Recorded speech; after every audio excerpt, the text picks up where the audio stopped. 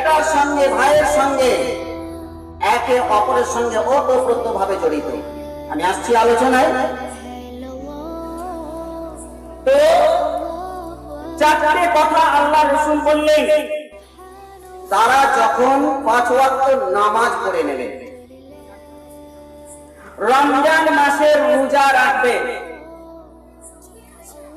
আর তাদের যদি স্বামী থাকে তাহলে স্বামীর সে সেবা করবে, অনুসরণ করবে, অনুকরণ করবে, আর তার নিজের শরীরটাকে হেফাজত করবে। আল্লাহ রাসূল কি বললেন? ব্যাস এই চারটে কাজ যদি তারা যদি যত্ন সহকারে করে যেতে পারে, যে কোনো দরজা দিয়ে, জান্নাতের দরজা কয়টা? 8টা দরজার মধ্যে যে কোনো দরজা দিয়ে সে জান্নাতে প্রবেশ করতে পারবে, তাকে কেউ বাধা দেবে না। স্নেহের মা বোনেরা, একটু ভালো করে শুনে নেন। আল্লাহ রাসূল সাল্লাল্লাহু আলাইহি ওয়াসাল্লাম তিনি বলছেন,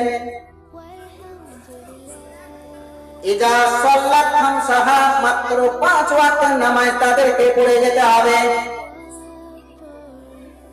5 ওয়াক্ত সালাত তাদেরকে আদায় করতে হবে। আমাদের অনেক মা বোন আছেন, তারা নামাজ পড়তে খুবই কষ্ট বোধ করে, ওজোর দিয়ে দেয়।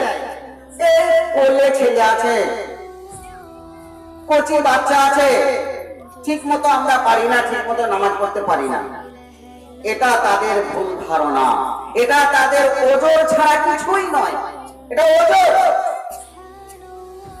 আল্লাহ রাসূল ওজোর বলেছেন মাত্র,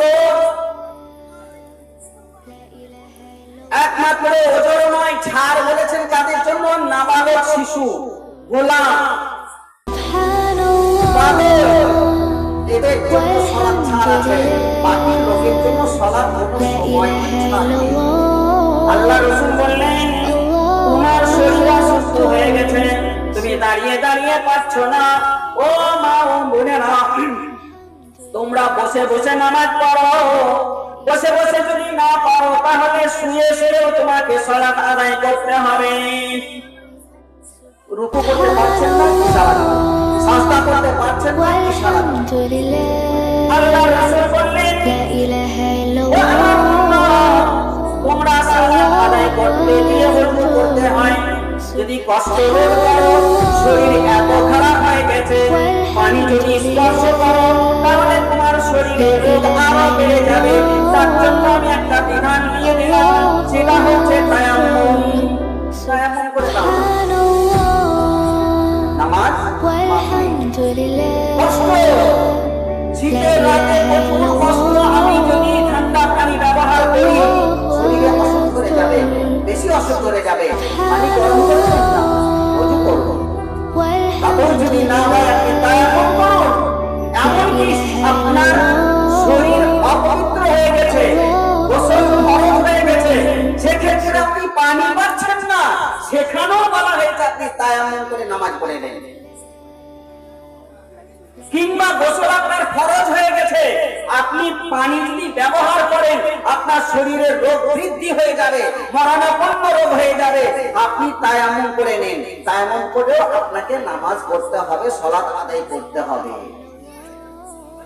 আল্লাহ রাসূল বললেন, তুমি সফরে আছো, সফর একটু কষ্টকর জায়গা, তাই আল্লাহ তাআলা তোমার জন্য বিধান দিয়েছেন, নামাজকে কম করে দিয়েছেন। আপনি কসর করে নেবেন, সব নামাজ পড়তে হবে না। জোহরে শুধু 2 রাকাত ফরজ করে নেবেন, আসরে শুধু 2 রাকাত ফরজ করে নেবেন, মাগরিবের 3 রাকাত, ইশার মাত্র 2 রাকাত করে নেবেন, ফজরের 2 রাকাত করে নেবেন। বাস আপনার জন্য যথেষ্ট হয়ে গেল। ও আমার মা বোনেরা, আমরা ওজর দিই ছেলের জন্য, আমরা ওজর দিই বাড়ির বিভিন্ন কাজের জন্য। আল্লাহ রাসূল বলছেন, যুদ্ধের মতো সংকটময় মুহূর্ত পর্যন্ত নামাজ মাফ হয়নি। জামাত করে নামাজ পড়তে হয়েছে তাদের আবার। যুদ্ধের মতো সংকটময় মুহূর্ত, সামনে শত্রু, পেছনে শত্রু, চারিদিকে শত্রু আছে, জোহরের সময় হয়ে গেছে, কি করে নামাজ হবে? এত বড় সংকটময় মুহূর্ত তো নামাজ ছেড়ে দিতে পারতেন। আল্লাহ রাসূল দুটো ভাগ করেছেন আবু দাউদে